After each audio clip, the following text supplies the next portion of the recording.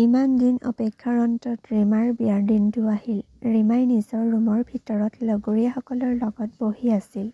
হৰিণী চকুজুৰি ওঠত এটি কলা তিলেৰে তাইক বৰ মৰম লাগিছিল। তাইক লগৰবোৰে টিকলৌ বুলি জোকাইছিল আৰু তাই লাজতে তলমূৰ কৰি দিছিল।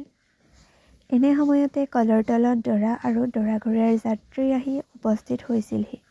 দৰাক ৰীমাৰ মাকে নিয়ম কৰি এখন গামোচা পিন্ধাই দিলে আৰু ভায়েক নিয়ৰে এডাল সোণৰ চেইন পিন্ধাই ভিনীয়েকক দাঙি আনি ৰভাৰ তলত থলে।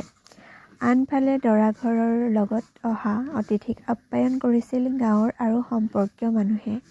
সকলোৱে দৰাঘৰীয়াসকলে যাতে একো বেয়া পাই নাযায় তাৰ বাবে সম্পূৰ্ণ চেষ্টা কৰিছিল। এনে সময়তে ৰীমাক ৰভাৰ তলিলৈ উলিয়াই আনিল। হোমৰ গুৰিত বহি পুৰোহিতে দৰা আৰু কন্যাৰ নিয়ম কৰিবলৈ ললে।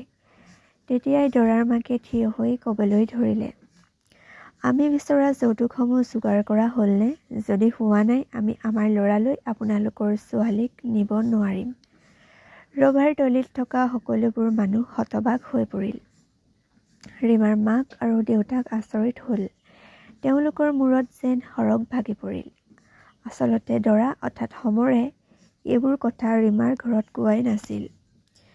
সি মাকক কোৱা বুলি মিছা মাতিছিল, কাৰণ সি ৰীমাক পচন্দ কৰিছিল।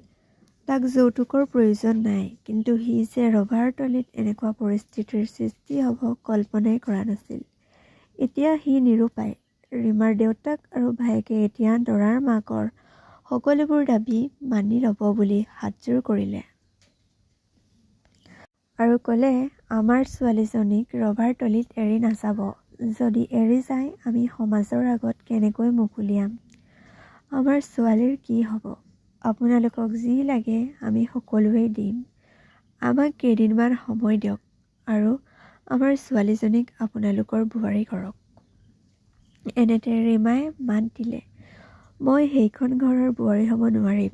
যিখন ঘৰত কেৱল যৌতুকৰ স্থান, সেইখন ঘৰে মোক কেতিয়াও বোৱাৰীৰ মৰ্যাদা দিব নোৱাৰে আৰু এওঁলোকৰ মৰম ভালপোৱা বা একো আৱেগ নাই, দেউতা। গতিকে এই বিয়া ইমানতে শেষ। আৰু ৰীমাই ক'লে, অনুগ্ৰহ কৰি আপোনালোক এৰি এতিয়া যাওক।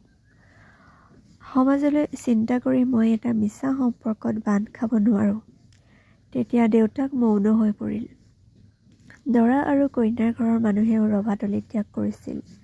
ৰীমাই ক'লে দেউতাকক, তোমালোকে চিন্তা নকৰিবা, মই ভাঙি নপৰোঁ। এই বুলি কৈ ৰীমাই ৰুমৰ ভিতৰত সোমাই দৰজাখন মাৰি ল'লে আৰু তাই হিয়া ঢাকুৰি কান্দিব ধৰিল। কান্দি কান্দি তাই ৰাতি পুৱাই দিছিল। এনেদৰে ভালেকেইদিন পাৰ হ'ল। তাই আৰু ঘৰৰ বোজা হৈ থাকিব বিচৰা নাছিল আৰু তাই সকলোকে দেখুৱাই দিব বিচাৰিছিল। তাই বিয়া ভাঙি শেষ হৈ যোৱা ছোৱালী নহয়। তাই নিষ্ঠা আৰু সততাৰে কাম কৰি এগৰাকী সফল ব্যৱসায়ী ৰূপে নিজক প্ৰতিষ্ঠা কৰিলে। এতিয়া তাই সুখী। বিয়া ভঙা ৩ বছৰেই হ'ল।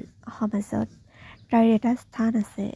এতিয়া তাই বিয়া হ'ব এজন সঁচা মানুহৰ লগত, এখন সঁচা ঘৰৰ লগত, যিয়ে তাইক সঁচা মৰম দিব, য'ত মৰম, সন্মান আৰু বিশ্বাসৰ স্থান বহু ওপৰত। যদি আপোনালোকে মোৰ এই কাহিনীসমূহ শুনি ভাল পায় তেনেহ'লে মোৰ চেনেলটো ছাবস্ক্ৰাইব কৰি দিব আৰু ভিডিঅ'টোৰ তলত লাইক আৰু কমেণ্ট কৰি দিব।